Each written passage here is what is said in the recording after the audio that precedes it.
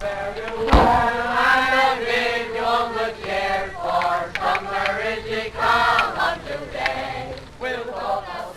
be bookworms, thank you for joining me at Bert's Books, where this time we are going to be looking at David Pinner's Ritual, a trailblazing entry into a genre that has since become almost universally known as folk horror. The significance of this particular book being that it was the direct inspiration behind Robin Hardy and Anthony Shaffer's monumental work, The Wicker Man.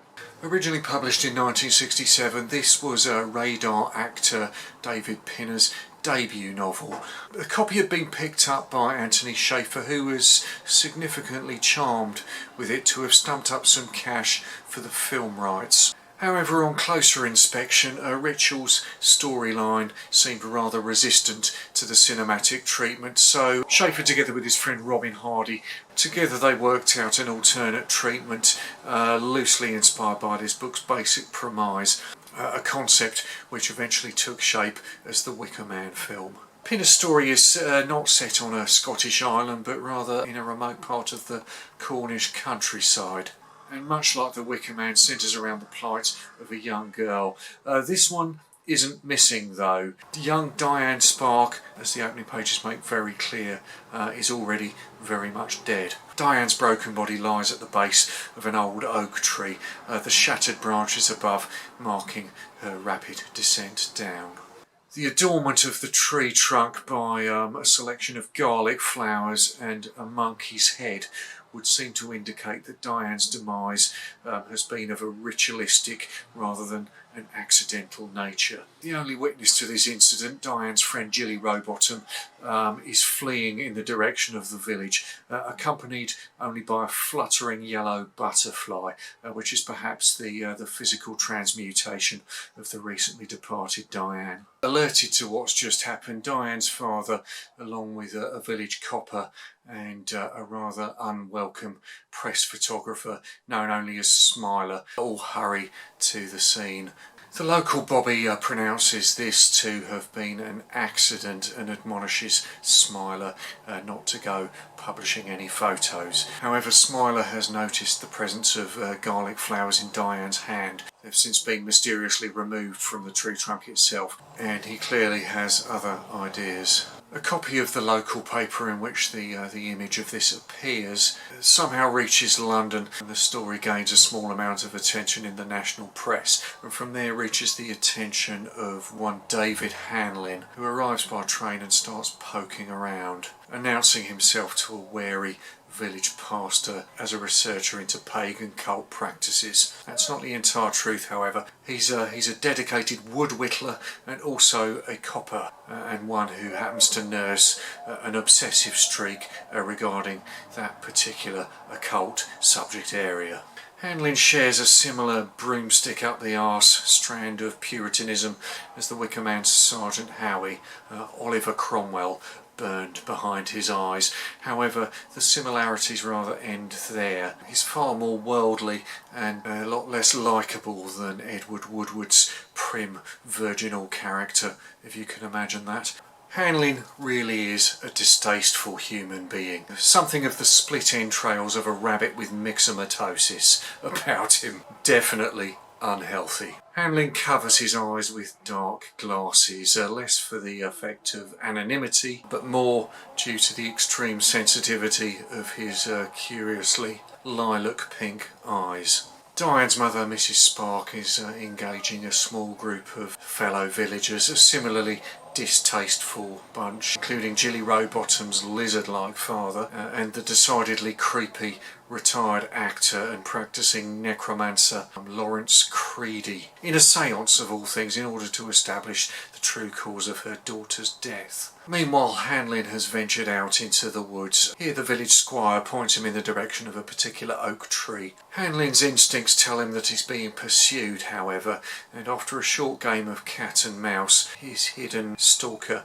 unleashes an arrow in his direction. Hanlin manages to overcome his assailant, but reveals his true identity in the process to this young man of Romany extraction, who is named rather indelicately as Jippo. This young man is then forced to direct Hanlin to the location of this tree where the monkey's head and the garlic flowers have mysteriously been reattached to the trunk, confirming Hanlin's suspicions that this crime is of an occult nature.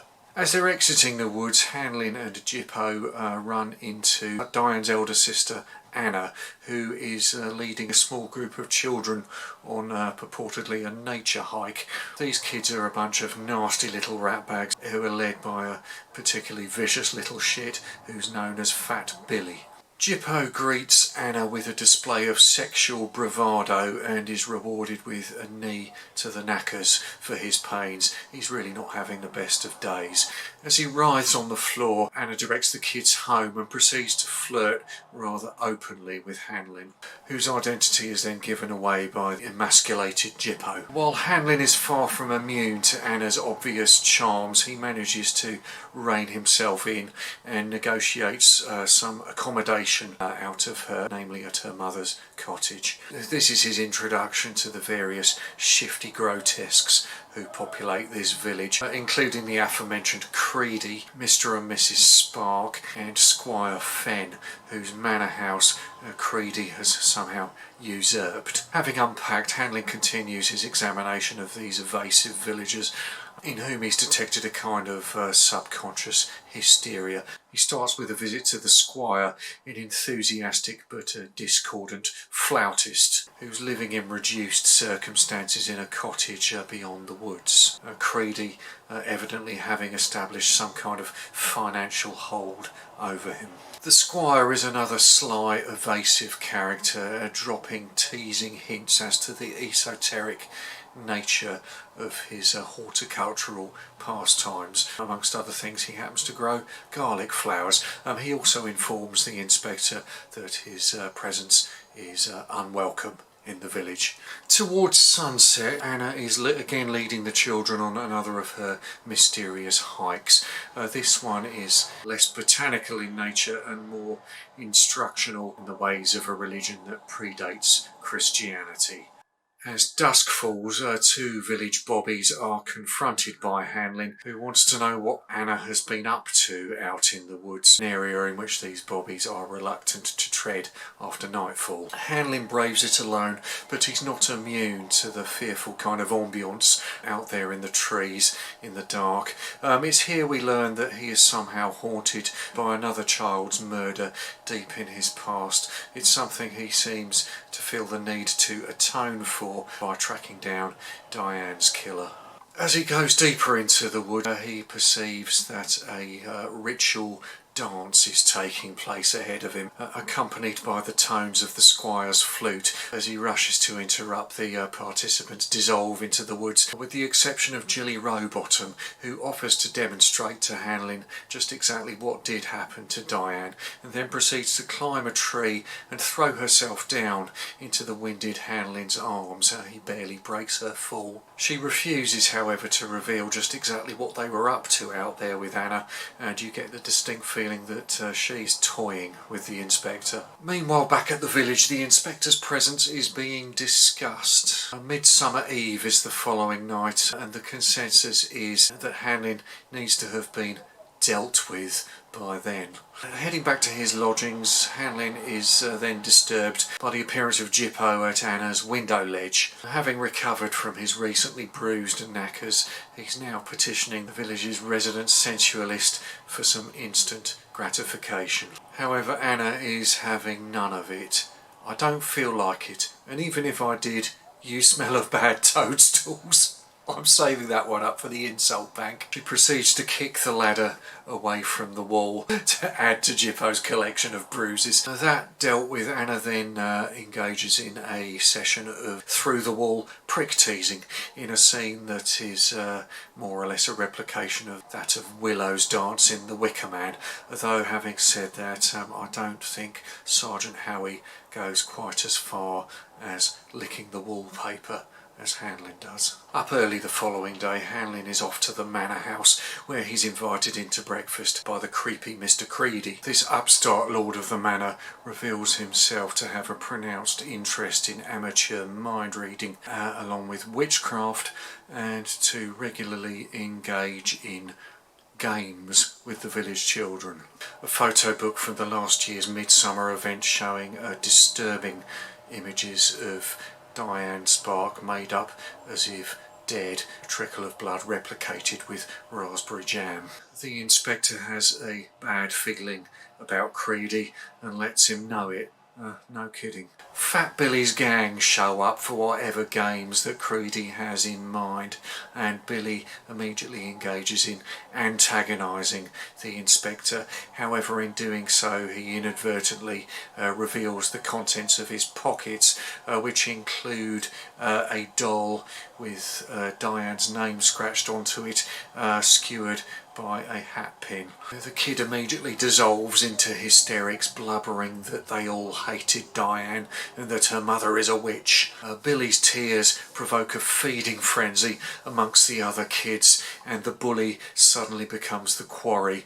He flees into the woods with Inspector Hanlin hard at his heels. In the meantime, Diane Sparks' witchy mum is interrogating Jilly Rowbottom in front of a quorum of fellow villagers under hypnosis. Jilly's description of an accident is enough to satisfy this assembly that Diane's demise had indeed been accidental. They disperse midsummer, churning their brains to hot cream. Having failed to catch up with Billy, Hanlin again returns to his room, where Anna recommences her flirting, only to be again stymied by the inspector's puritanism. Anna informs him of the village committee's earlier findings, but they're suddenly interrupted by the two village bobbies, who inform Hanlin that Fat Billy has met with a terrible accident. In a bid to flush out the guilty parties, Hanlin instructs them not to reveal that Billy has in fact died. Having gone to the site and inspected the corpse,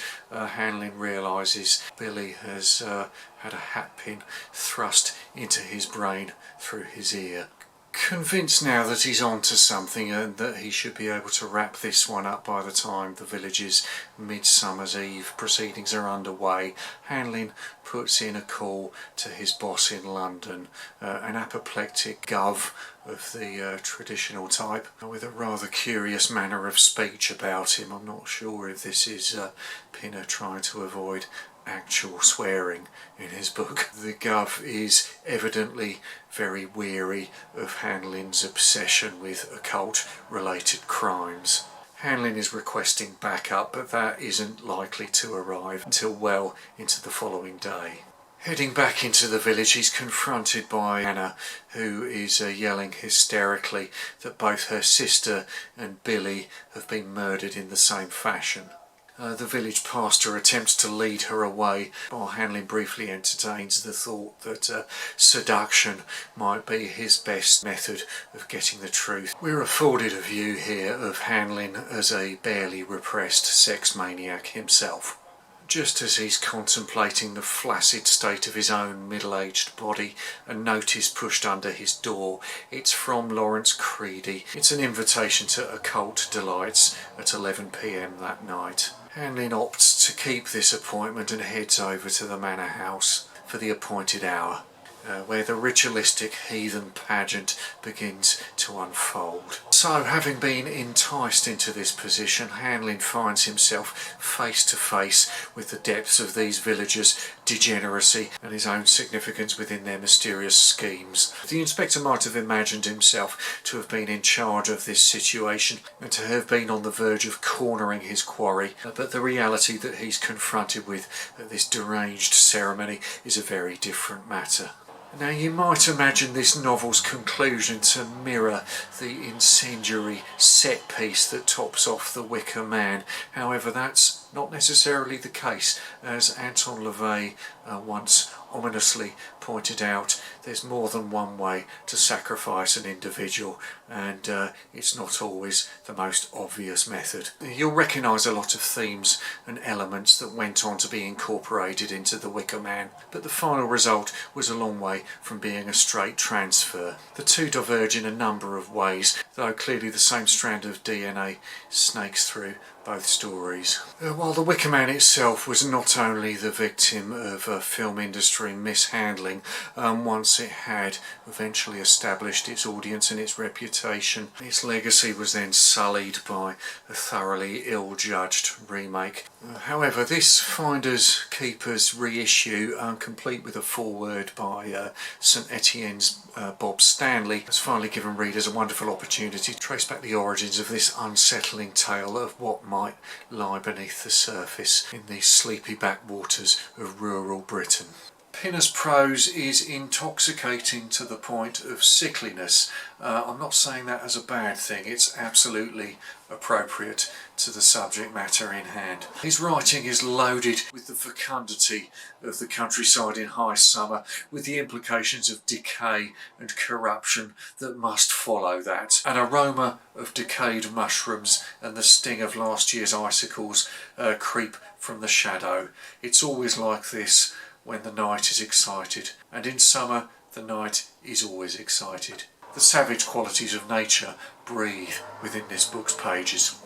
Pinner was later to author such stage plays as Fanghorn, Midsummer and All Hallows Eve, so he clearly appears to have delved a bit deeper into this general subject area. While his novel has languished in relative obscurity, overshadowed by the Wicker Man's towering reputation, this Finders Keepers reissue is just a great opportunity to rediscover this rather overlooked folk horror cornerstone.